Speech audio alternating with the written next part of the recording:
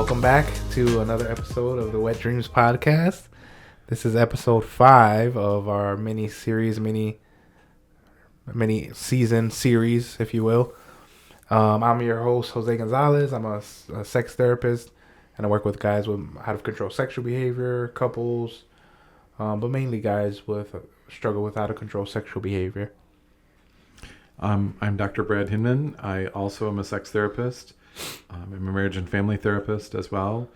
And I also work mainly with guys with out of control sexual behavior. I also see a fair amount of couples that have had sexual issues such as infidelity, porn use, flirting, all kinds of stuff like that. Yep. And this episode we're going to land the plane or whatever. I don't know what metaphor to use. Land the plane. That's the only one I can think of. But we're going to land the plane. We've been talking about infidelity in episodes, in all 5 of these episodes, in different contexts. We talked about pornography and infidelity. Is that cheating? We talked about sexual fantasies and all that stuff. And last episode, we talked about kind of the initial fallout of an infidelity happens and then you get caught or whatever, what that initial fallout is. But today we're going to focus on then rebuilding trust after infidelity, and as I'd like to put it in our notes, getting laid after infidelity, because there's definitely some things as the partner that you can do, or sorry, not as the partner, as the person offending, which in our case is the guys. There's definitely things that you can do to help that process along and eventually get laid again. And that's crass, but getting physically intimate with your partner again after an infidelity. So yeah, we'll land the plane on that and on the infidelity things. And of course, we're to love all the questions and any feedback. It's definitely a hot button topic, the infidelity piece of it. Yep. And then also having sex after infidelity is huge. And also a lot of my couples partners are like, do not touch me, like stay the F away from me, you know what I mean? After that, rightly so. Have you seen that in your couples, like, oh yeah, that strong reaction? Because it's like infidelity and it includes like vaginal penetration. Infidelity includes that, but it also includes stuff like flirting and 74% of women feel that looking at pornography is cheating, is infidelity. And so infidelity takes a lot of different forms. So we are talking about the actual penetrative cheating, but also lots of other forms. And so anyway, that's a betrayal of trust. And so it's hard for the partner that was betrayed to want to open themselves up to being penetrated again, right? Because it's like, if you're the one being penetrated, that takes a lot of trust. It takes a lot of faith in your partner, right? And so that's been breached through infidelity.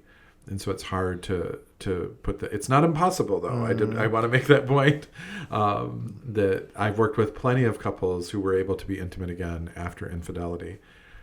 Some chose not to be, that the infidelity terminated their relationship, but the vast majority of my clients have been able to be intimate again after infidelity. Yeah. It seems like there's again, we talked about the initial fallout the last time, but there seems to be a kind of, I don't know if it's a switch so necessarily, but you have that initial fallout and all the emotions there and all of that. And then there's kind of a settling, at least from my experience, a settling that kind of happens.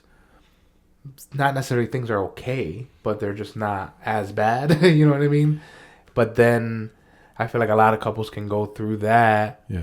And then who knows, can go years without having sex again or even having any intimate touch, even cuddling, whatever. But a lot of couples can go a long time and just keep the status quo of that relationship right there. Have you seen that with? Oh yeah. Yeah. It's the way I describe it to clients is, the infidelity happened in the past.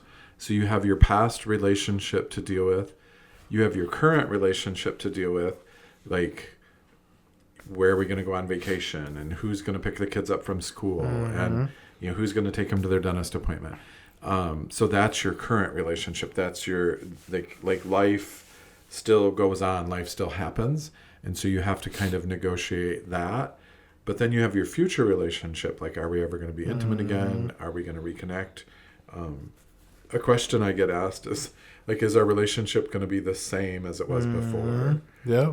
And no. Not at all. Because it's changed, right? Like, something changed it. But we're never the same after anything. Like, I don't know why people think that... that they want kids, to... i.e. kids. Right. It's never going to be the same before kids than after. Like, job changes and moving across the country, and your relationship's going to be different. But you can still reconnect. So anyway, my point was, like, we have the past relationship, our present relationship, and our future relationship.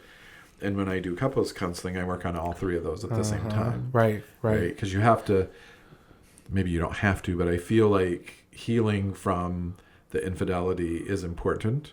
And so that's the past relationship. But we still have to work on this relationship, this person that you share a house with, right? And a car and, income and all that kind of stuff. And you can't really ignore any of those three relationships. They all need to be worked on. Right, yeah. And I think couples will get into kind of vacillate. I feel like most is like, I can see both. Like, I guess I can see all three. I don't know. You can stay into the current relationship, whether that's kids, working, paying the mortgage, whatever. Like, you can easily just stay in that current and not talk about anything else and just kind of live and just whatever. But then I think there's also times where, and particularly partners, will struggle with the past stuff, and it just continues to come up and come up and come up. Yep. And I could see it getting stuck there as well. And then, then obviously the future part of it is like there's uncertainty about the future, whether you're going to stay together, and then what do you do with the kids, and is this going to last? How long do we give it a chance to get better? You know what I mean? Yep. But I can see couples getting stuck in the first two. Yep. So it is important, like you said, it is important to touch on all three of those. That's a good point. So what are some of the first things, again, after all that initial emotional part kind of dies down, if you will? What are some things that need to happen with rebuilding trust? What are some of the first things you talk about to your couples about rebuilding trust and stuff like that? Well, I suppose the real answer to that question is what needs to happen to rebuild trust is time. But I don't have time. I don't necessarily give that ultimatum to my clients, but. And we don't always we don't always have a ton of time, because the couples that come in is like at the very end. But anyways, well, and they're wanting, there's some kind of pressure to decide, like, are you staying or are you ending this relationship? Yes. And there's pressure to like decide that today, right? And so I do tell clients, like, you don't have to decide today, right? You can wait and see if this works, right? This being therapy. You can wait to see if this works, and then you can decide, whether to stay or not. But, as far as rebuilding infidelity, to me, the question that the injured partner, so the partner who was cheated on, the question they have is this going to happen again? Right? They ask that in 1,000 different ways. Yeah. And sometimes it's like, what happened? Give me all the details and how many times and with who. And, that what they're really asking is this going to happen again? And what have you done, the person that cheated, or the person, the offending partner, what have you changed to make this not happen again? And so that's really the reassurance of the partner that they need, is to know that it's not going to happen again. Right. Because the person can say, I'm not going to do this anymore. But we say that about a lot of things, and we still do it. Right. Exactly. So your partner can't trust what you said, because you probably also said while you were cheating that you weren't cheating. Right? So obviously they can't trust you. And so you have to show them that you're not going to do it again, not just tell them. So Right, exactly. Yeah, and that's that when I talk to guys often, and I think part of that too is like, you have to be the one to drive the bus, all these transportation metaphors.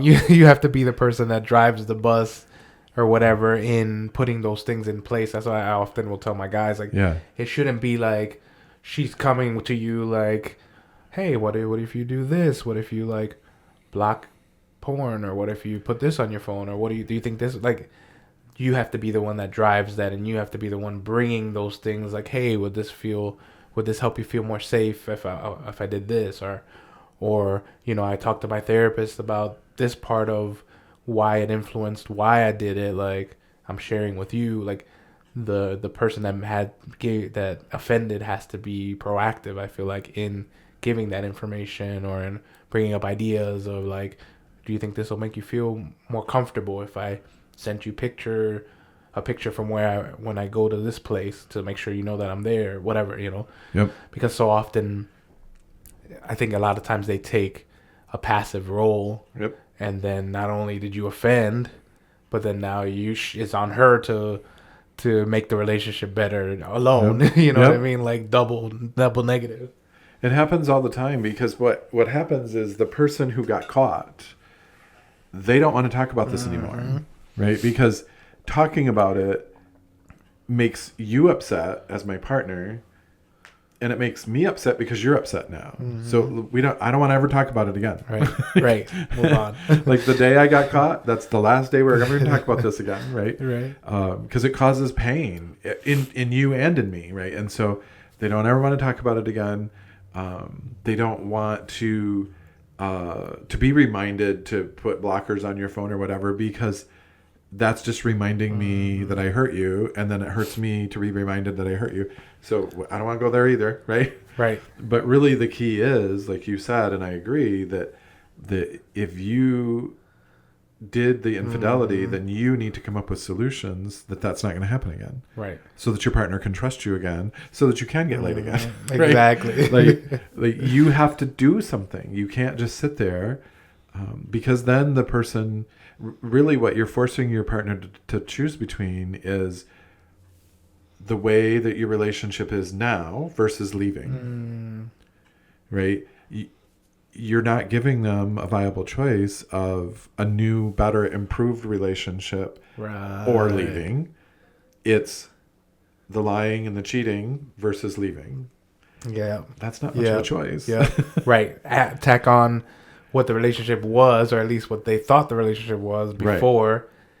On top of that, like, okay, well, why am I going to stay? Because this is ass. This is trash. Yeah. You know?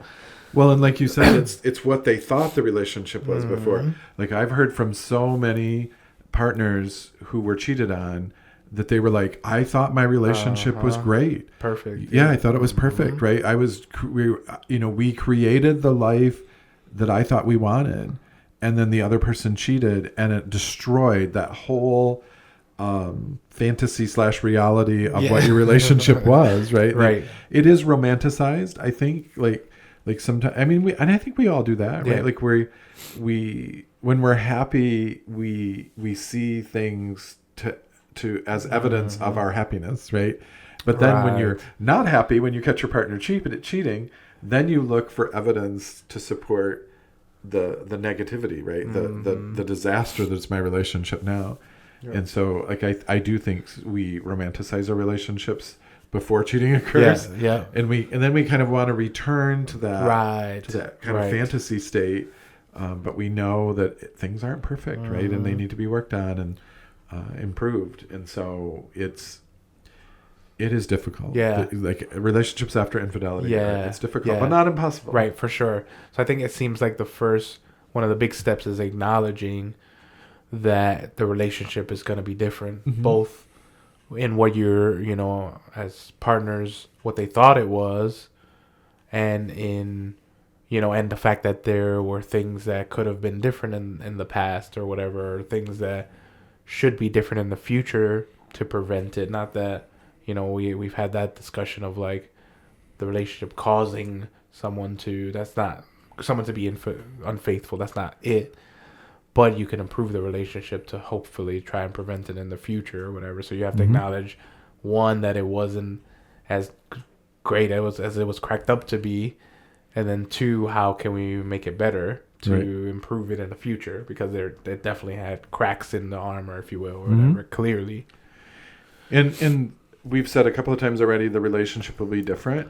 And I want to be clear that it can be better. Right. Different doesn't mean bad. Yes. Right. It doesn't mean worse. Right. It can be better. Like, because my goal with working with couples is rebuild your relationship where you're communicating with each other, where you're asking for what you need and getting what you need from both partners. And so that's better, right? You should have been doing that all along. Right. But we can rebuild it better. Yeah, definitely. It's such a... I hesitate to say it, but I'm going to say it anyways. Like, obviously, it's not a good thing that happened, but good can come of it. You know what I mean? Exactly. Clearly, there's other ways to improve a relationship than infidelity. Like, don't cheat on your partner too. Like, to make it babe, I'm making the relationship better. You know what I mean? But I thought that's what you wanted. That's not going to go over well. Do not do that.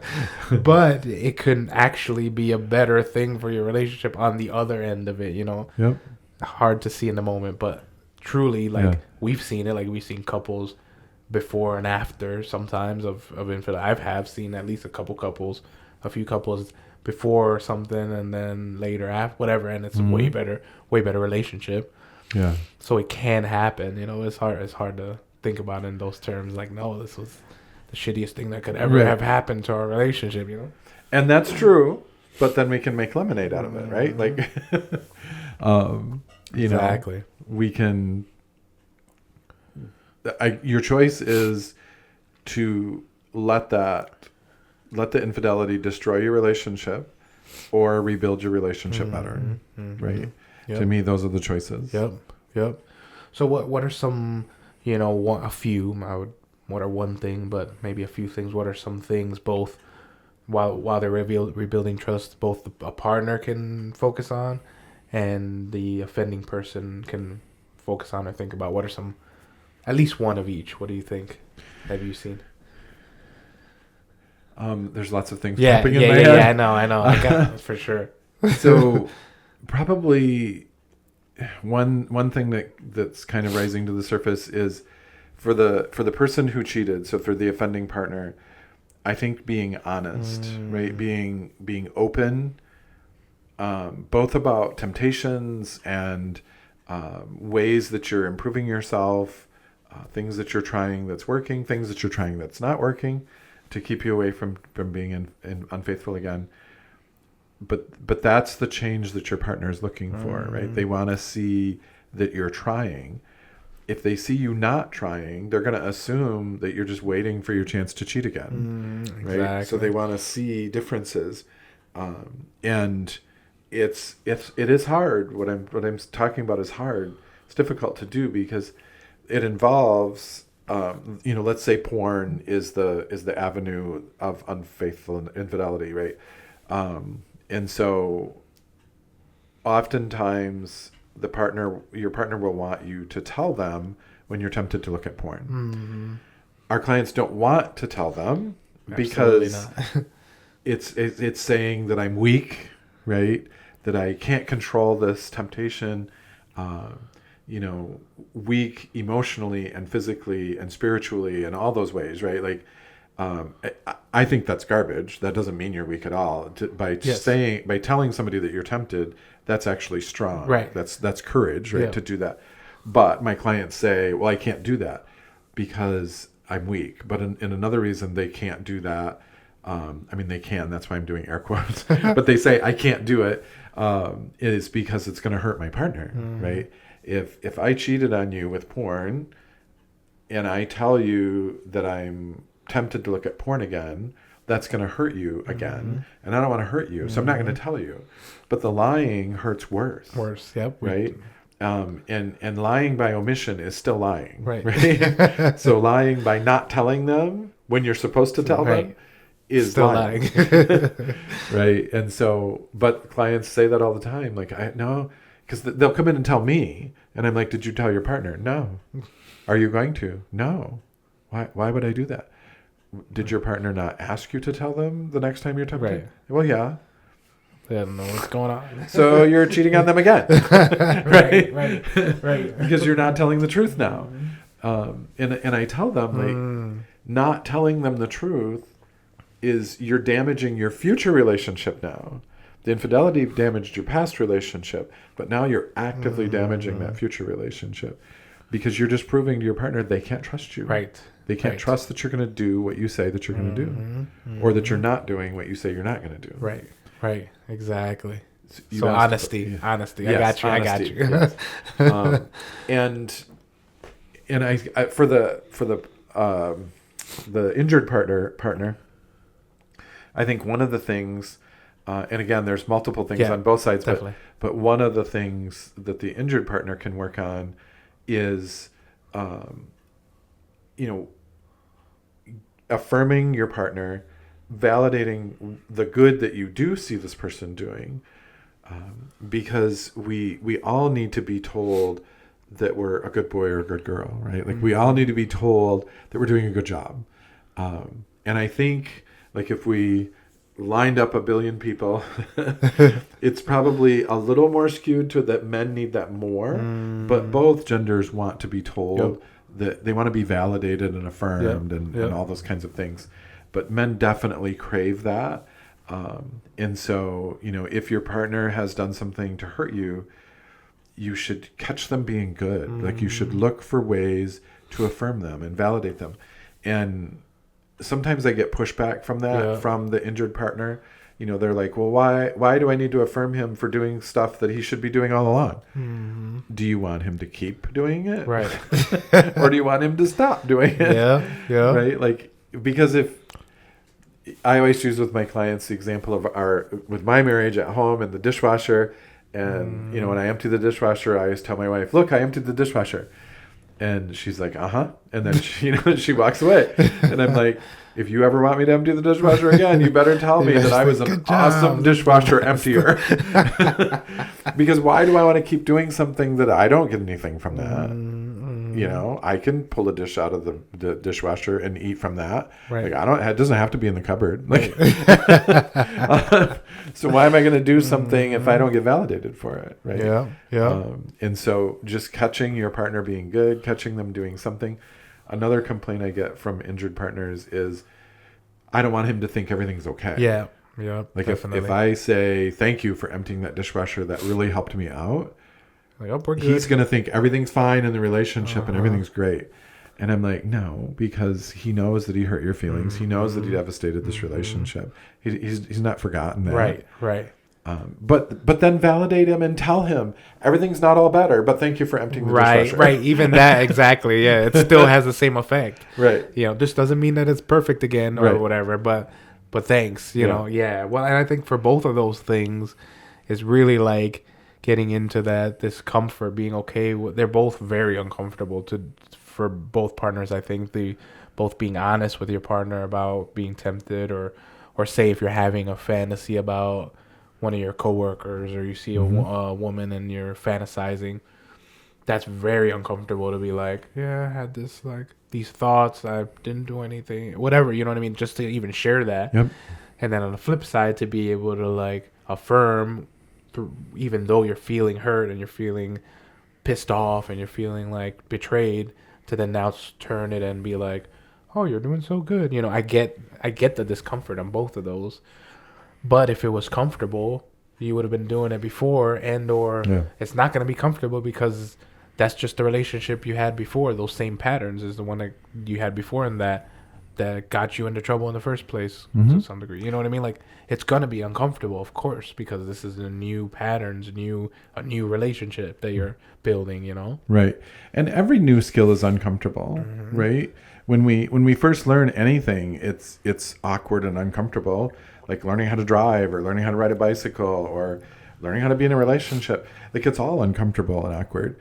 And so, but once you get that skill down and you keep practicing it, it will be less uncomfortable and less awkward, right? To talk about these things and repair that relationship and move forward.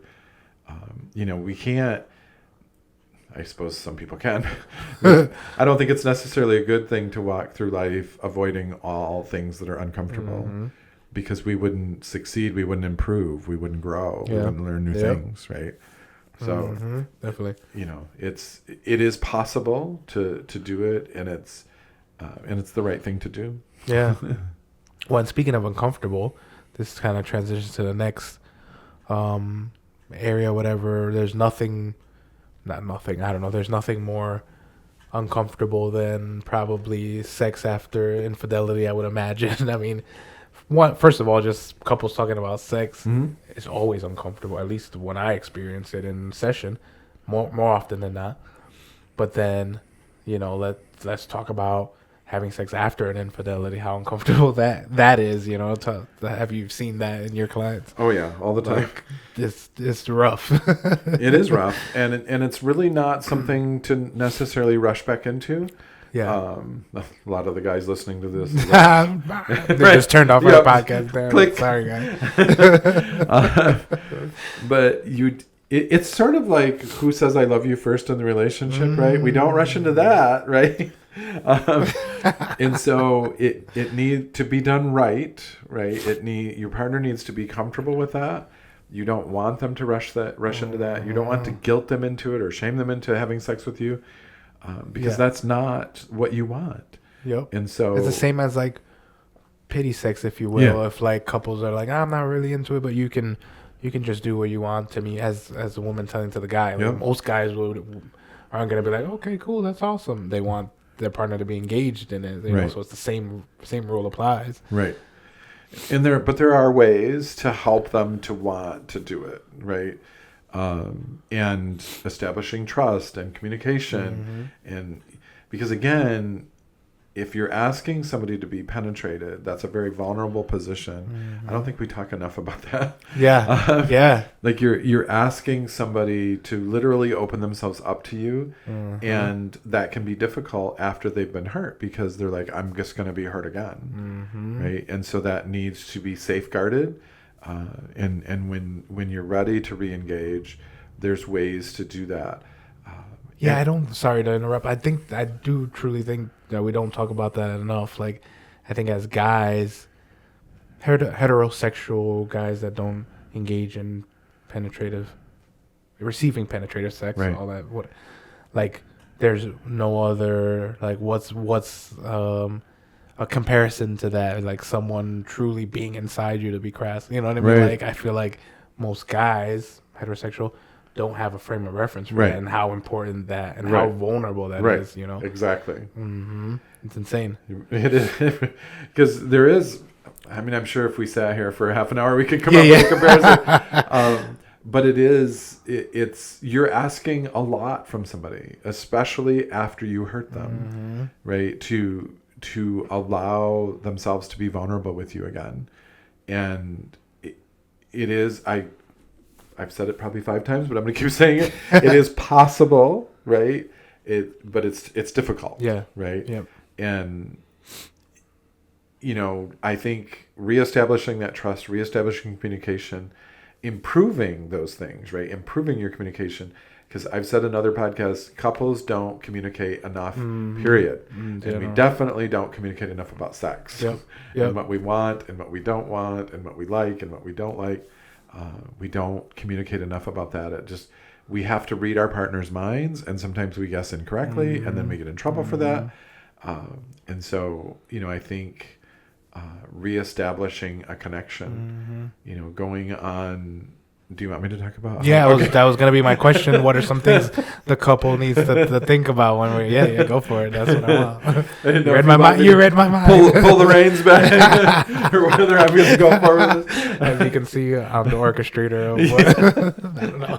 Continue. He's my handler. I think going on date nights, right? And definitely at the beginning, date nights without the expectation of sex. The expectation should be connecting, right? And reestablishing an emotional bond there. So going on date nights where you're doing something together. I like it when couples go on date nights and they learn a skill together. Like these things where you like paint the same picture. Yeah, is there a name for that? Like I don't know. Yeah, those are hilarious. Right? And you like neither one of you are painters, but you're learning this new skill together, or like pottery or something. Like I don't care what archery. It doesn't, whatever. Yeah. Axe throwing. Yes, I was just thinking that. I was like, do something you guys have never done before, because then it's not like you have to do what I want or I have to do what you want. It's let's learn something together that neither one of us want to do. You're both uncomfortable. Yeah, so we're both uncomfortable, but we're kind of bonding over that discomfort. And so, I think those are great ideas. Another thing that I've started asking my couples to do is, so the date night is one thing, but on a different night or different day, setting aside perhaps like an hour where you guys just talk to each other. And I like them to talk about their relationship, not necessarily the infidelity, but just like, where are we going and what are we doing with this relationship and where do you want this to go? And, what things do you want to see changed and whatever. But also not talking about the kids and not talking about, the sump pump not working in the basement and, not talking about the tire pressure is low in my car, right? Like talk about your relationship. It's going to bring you together and it's going to help you to bond over this relationship again. Right. And it's a lot of these things that I'm talking about. You already did that at the beginning of your relationship. Yes. It's called dating. Yeah. Right? Exactly. Like, or talking to this person, right? Like, like that's how you got them to fall in love with you, is by talking to them. Yes. And hanging out and spending time together. So do those things again. It really is like relationships or sex after infidelity. It's much like you're starting the relationship over again. Right. And you're courting them. them. Yes, you have to court this person. You have to get them to fall in love with you. You have to woo them, if that's a word anymore.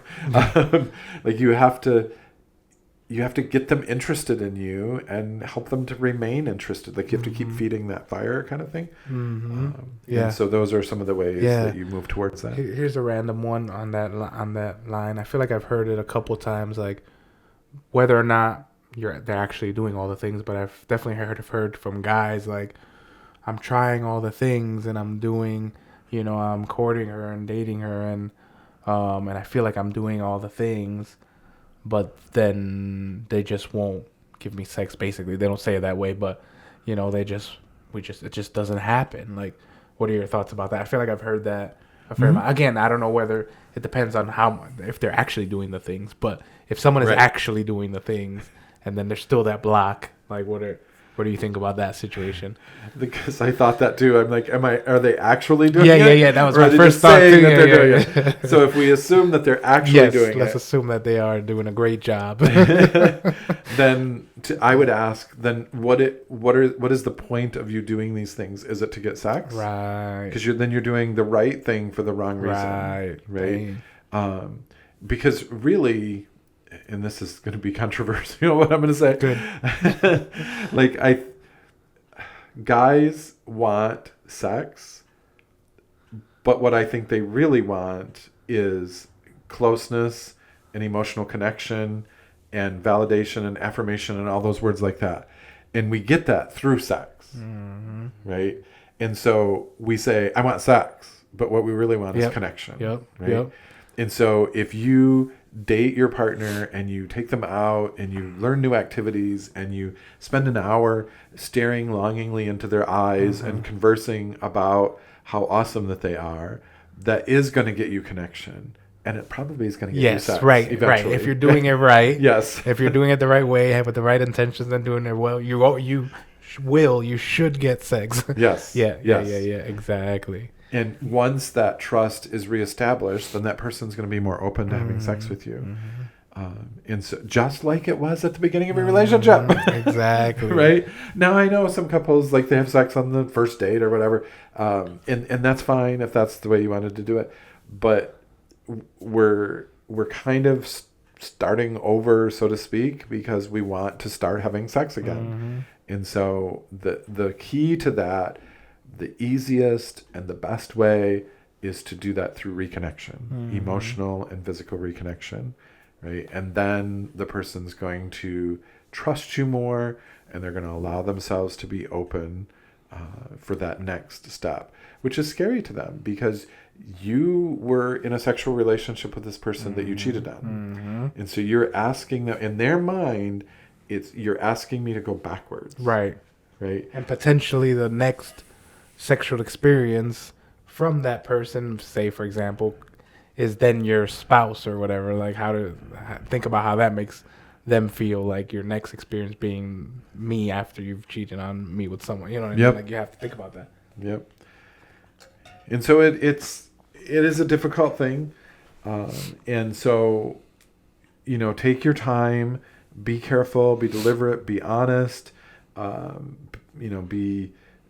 be open to learning new things and trying new things, because you're, like we said earlier, like, this is altering your relationship.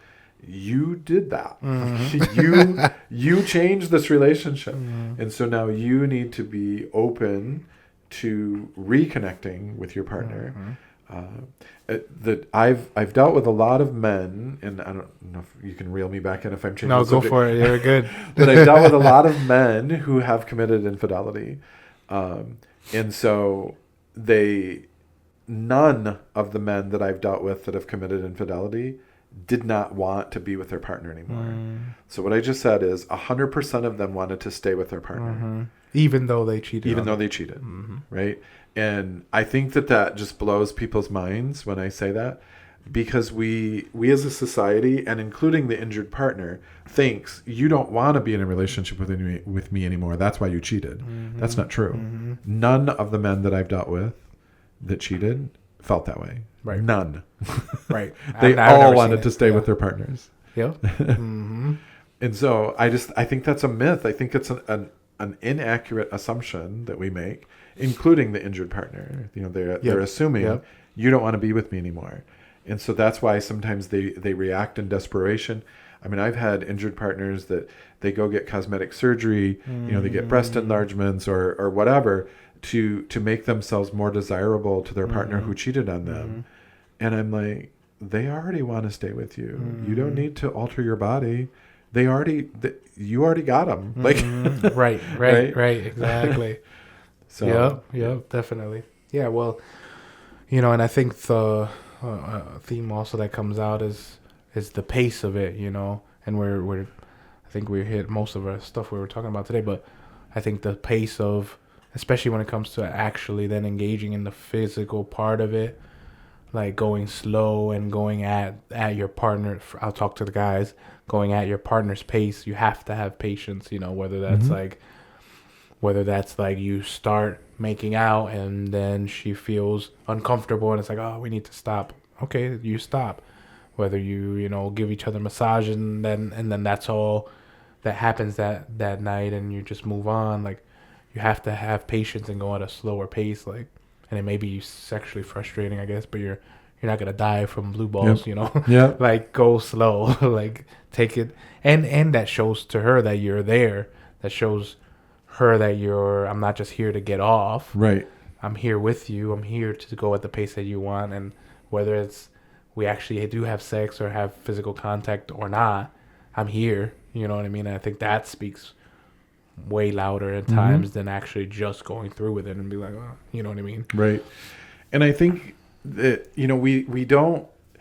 So if you think about the beginning of a relationship, when you just meet somebody, and if you say, hey, I know this is the first date, but let's have sex. And if your future partner, whatever the person you're on this date with, if they say no, you don't say, oh, I'm never going to have sex ever again in my entire life. Right? You don't throw the whole relationship out just because on the first date they didn't want to have sex with you. So when you're starting over after infidelity, don't think that. Right. That if they're not ready, don't force them to be ready. Right. Because you're going to ruin it. Right. Like, you need to go slow. You need to actively do things to get them to fall back in love with you, right? So then they're going to be more willing to have sex. But something else that you said I wanted to touch on as well, that, like, he's just with me to get off, right? I do think, especially if compulsive porn use is involved in this person's life, yes, they tend to when you have a PhD, you get to make up words. Oh, So I say that they pornographize their partner, right? They do engage with their partner sexually to get off, right? And so that's a dangerous avenue to go down. That we need to be careful not to treat and think about and interact with our partner like we do pornography. Right. Just a means to an end. Mm-hmm. Right. Mm-hmm. Just a way to get off. Mm-hmm. Right. This is another human being that you're interacting with. They have feelings and they have thoughts and they have hopes and they have goals and they have lots of things going on. Right. They're not just there as a masturbatory aid for you. Right. They're a human that you need to interact with and create a future with. And so I do think that that's a danger that I've seen with clients who look at pornography compulsively, and they tend to start treating their partner like pornography. Right. Exactly. Definitely. Yep. Don't just use your partner as a masturbatory aid. That's the way we roll here, and that's how we end up in our sessions and our podcast. So I think we touched on some good things. I'd love to hear people's experience, what worked for them in their relationship, some of the struggles they've had before and after for infidelity and stuff like that. I'm always interested to hear what people think, because we're not perfect and we are experts, but we're not the only experts. Right. So we'd love to hear from you. And it was Wet Dreamz Podcast with a Z.